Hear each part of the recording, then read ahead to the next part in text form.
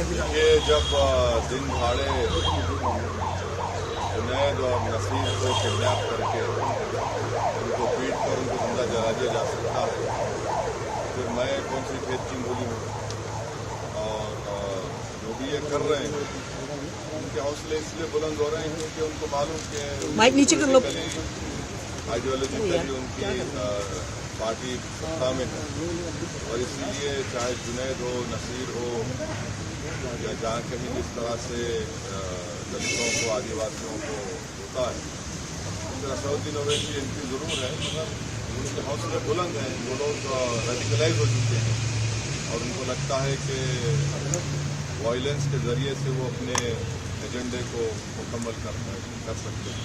तो ये चौथी मरतबा मेरे घर पर हमला हुआ है, और आप देख रहे हैं कि 10 कदम के फासले पर दिल्ली पुलिस का हेडक्वार्टर, और ये बाजू ECI है, हाई सिक्योरिटी जोन, इतने कैमराज हैं।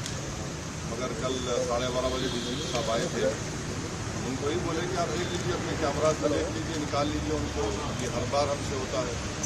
पिछली गेट से हम स्पीकर साहब इजाज़त लेकर पिछली गेट का परमिशन बुलाए, क्योंकि एक बार अंदर घुसकर हमारे जो डोमेस्टिक हेल्पर हैं, जो 50-60 साल से हमारे राजू लाल को उन्होंने पीटा था, वहाँ पर जाकर उन्होंने यूपी इलेक्शन के दौरान में लाइव टेलीकास्ट फेसबुक पर पत्थर मारे।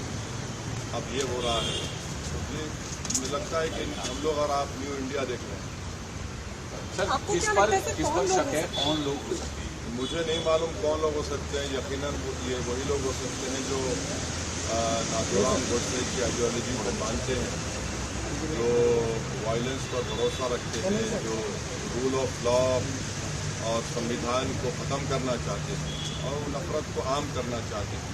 तो यही लोग हो सकते हैं। मगर इंडिविजुअली कौन है मैं नहीं जानता। जितने CCTV कैमराज हैं, आप लोग अपने रिलायबल सोर्सेज का इस्तेमाल करिए ना, आपके पास कम से कम। शिकायत दी गई है सर। अब ये तीसरा सवाल है। हाँ सर,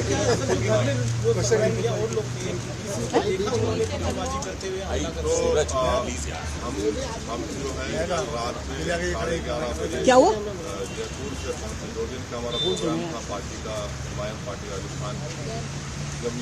जब पीटीआई नीचे करो, चले गए, पीटीआई नीचे करो यार माइक। और थोड़ी देर में सूरज होने जा रहे थे, हमारे डोमेस्टिक हेल्पर उनकी वाइफ उनसे आगे था कि सर ऐसा था ये वाकया हुआ है। हमारे साथ हमारे दोस्त जामीन साहब हमें कहा कि भाई जाइए ज़रा सलाह करिए। और फिर वो लोग आए और देखे तो नहीं थे। जब आए देखने आपका सर्विस हमारे साथ, तो आजकल केंद्र सरकार ने Z कैटेगरी हमको दे दी है, वो भी एक बहुत बड़ा हमके बोझ है।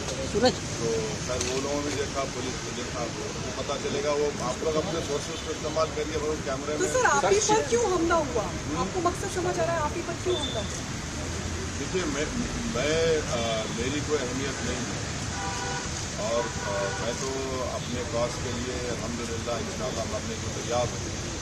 मगर ये तो देश को सोचना पड़ेगा कि जो लोग जो वायलेंस को, हिंसा को इस्तेमाल कर रहे हैं, इससे देश कहाँ तक मजबूत होगा या कमज़ोर होगा, कहाँ तक हमारे कानून की व्यवस्था अच्छी होगी या आम जनता का उससे एतमाद उठ जाएगा।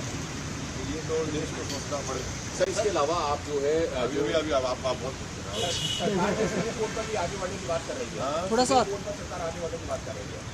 हाँ, आगे का बयान है। हाँ, आगे बढ़ने की बात कर रहे हैं।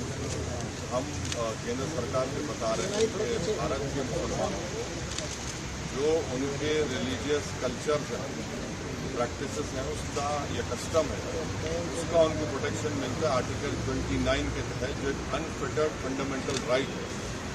और कोई भी सरकार UCC के नाम पर मुझसे मेरा फंडामेंटल राइट नहीं छीन सकती। सर, नासिर जो है बड़े मामले में आप बोलकर बोलते हैं, गए भी हैं, राजस्थान भी गए, तब अपने बयानों में लेकिन इसके बयान बच्चे के बारे में कुछ नहीं करा। आपको गलत फहमी है।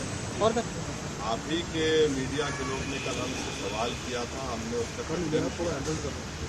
गलत हुआ क्यों नहीं होना चाहिए। दो गलतियां मिलकर एक सही तो नहीं हो सकता। तो सर आप परिवार से मिलेंगे क्योंकि आपने जो जुनैद है नासिर है उसके परिवार से भी आपने आप मुलाकात करवा दीजिए, कम से कम फोन से बात करवा दीजिए, हम बात कर लेंगे। तो सर आप मानते हैं कि गलत है नहीं नहीं, आप परिवार के साथ जो नहीं राजस्थान नहीं, हम बात करने तैयार है, आप बात करवा दीजिए। वैसे साहब आप बात करें कि आपको क्या एक एक बार की हफ्ते के बाद डर बढ़ता जा रहा है? सर देखिए, इंसान जब दुनिया में आप और हम आते हैं ना, तो हर एक को दुनिया को जाना है, कोई यहाँ पर रहने वाला नहीं है। और मेरे लिए तो मौत खुद एक नई जिंदगी हुई मेरे लिए, कि जब हम अपनी खबर में जाते हैं तो उसमें बहुत सी चीज़ें होती हैं और को जाना है। तो डर किस बात का? डर अगर डर है तो राजनीति नहीं करनी चाहिए, मोदी ईरा में पॉलिटिक्स नहीं करनी चाहिए, तो डरता है। पिछली बार जो देखी कमेटी सत्ता हुई थी, मुझे नहीं मालूम आपको वाला भी थे।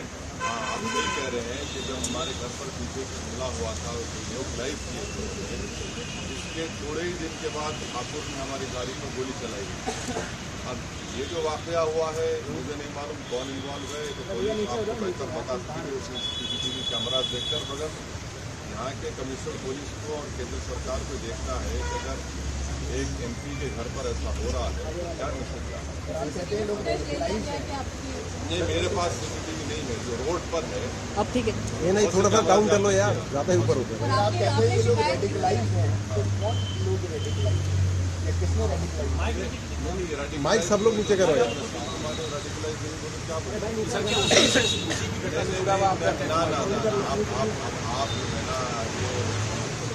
मुझे नहीं मालूम, पर आप रेडिकलाइजेशन का आप सवाल कर रहे हैं, तो यकीन ये लोग रेडिकलाइज हैं, तो मारे हैं।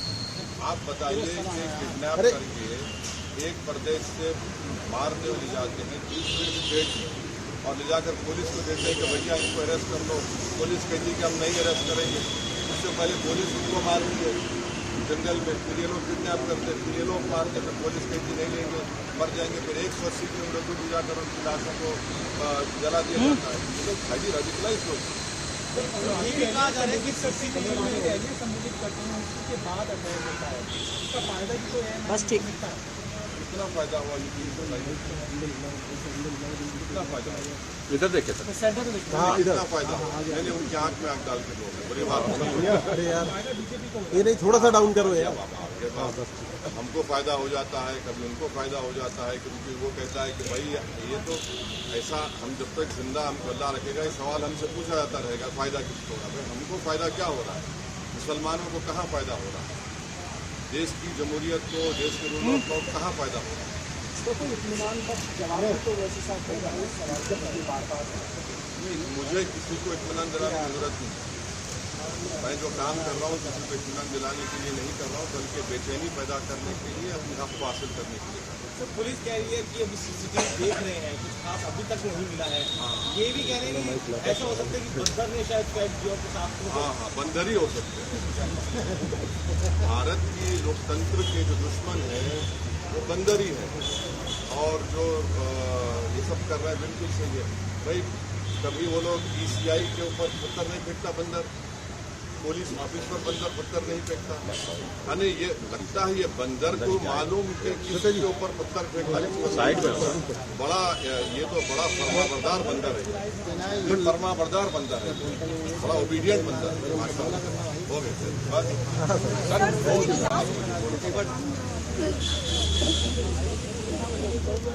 प्रधानमंत्री की सर, दरअसल प्रधानमंत्री कांग्रेस के प्रवक्ता वो ब्रीफ कर रहे थे, तो उस दौरान उन्होंने उनके पिता को लेकर मजाक उड़ाया, पिता के नाम को लेकर दामोदर मोदी या फिर राजनीति आप होने का लेकिन प्रधानमंत्री को डिफेंस करिए, बेखौफ होकर करिए, मगर किसी भी फैमिली पर मत जाइए, चाहे वो प्रधानमंत्री की फैमिली हो या कांग्रेस के नेताओं की फैमिली हो या किसी भी नेता की फैमिली को क्यों लेकर आते हैं? फैमिली को क्या कर रहे हैं? गलत है। किसी फैमिली को क्यों लेकर आते हैं? आपको एख्तियार ही नहीं है। यानी इस तरह से आप अटैक करेंगे फैमिली के ऊपर, तो ये आपका फ्रस्ट्रेशन जाहिर होता है, और आप जिस मुद्दे पर क्रिटिसाइज कर रहे हैं वो हाइडेनबर्ग पर, वो पीछे हो जाता है और आप लोगों को मौका मिल जाता है। सिर्फ बागेश्वर बाबा बार-बार हिंदू राष्ट्र के निर्माण होते हैं। आप कैसे देखते हैं, क्योंकि वो बार-बार ये कह रहे हैं कि सबके अंदर सनातनी खून है, तो भारत हिंदू राष्ट्र क्यों नहीं है? मैडम आपका नंबर मिल गया है शायद उनको, ऐसा लग रहा है, मुझे नहीं मालूम, मुझे नॉलेज ऑफ अनसीन नहीं है। आपको लगता है कि भारत नहीं में नहीं मुझे हिंदू राष्ट्र नहीं, अगर ये लोग बीजेपी के स्पोक्सपर्सन बन गए हैं तो फिर सीरियस लेना पड़ेगा। बीजेपी को कहना चाहिए कि ये हमारे स्पोक्सपर्सन है और ये लोग जो बोलते हैं हम कर देते हैं, तो फिर हम बराबर रिएक्शन देंगे। सर, एक लास्ट जेएनयू में जो विवाद हो रहा है, सर जेएनयू में जो हंगामा हुआ था, शिवाजी महाराज की जो तस्वीर लगाई थी एबीवीपी के छात्रों ने, उसको लेफ्ट विंग के, ऐसा एबीवीपी दावा करे कि लेफ्ट विंग के जो छात्र थे उन्होंने उसका अपमान किया। मुझे नहीं मालूम कौन किया, मगर जहाँ तक छत्रपति शिवाजी का सवाल है, वो कभी भी मुसलमानों के खिलाफ नहीं थे, और अगर किसी को हिस्ट्री पढ़ा है तो ये बात कहेगा। छत्रपति शिवाजी के जो दादा थे वो मलिक अंबर की फौज में थे, बल्कि जनरल थे, और वो एक बहुत बड़े सूफी को मानते थे। और जब शिवाजी आगरा की किले से औरंगजेब के हिरासत से उनके साथ भागे, उनके साथ कौन था? मुसलमान था। शिवाजी की नेवी चीफ कौन था? उसमें कई चीफ मुसलमान था। शिवाजी के जनरल में कई मुसलमान थे। तो ये लड़ाई उस वक्त मुगल बादशाह और छत्रपति शिवाजी के दरमियान में थी, मगर आप बाज लोग जो है उनको इस तरह से ले जाकर छत्रपति शिवाजी की तौहीन कर रहे हैं। वो तो वो जो कल्याण के नवाब की जो वाइफ उनको वॉर में आई, तो उन्होंने बड़ी इज्जत के साथ बगैर उसको कोई हाथ लगाए तो तकलीफ पहुंचे तो वापस पहुंचाए। तो छत्रपति शिवाजी की लाइफ को पढ़ने की जरूरत है, मगर अब जो लोग जिंदगी भर नफरत की बात करते हैं, हिंदू मुस्लिम की, हिंदू राष्ट्र की, ये सब बकवास करते हैं, तो वो तो हर बड़े बड़े आइकॉन को हड़पने की कोशिश कर रहे हैं। अब जो कुछ जेएनयू हुआ वो पुलिस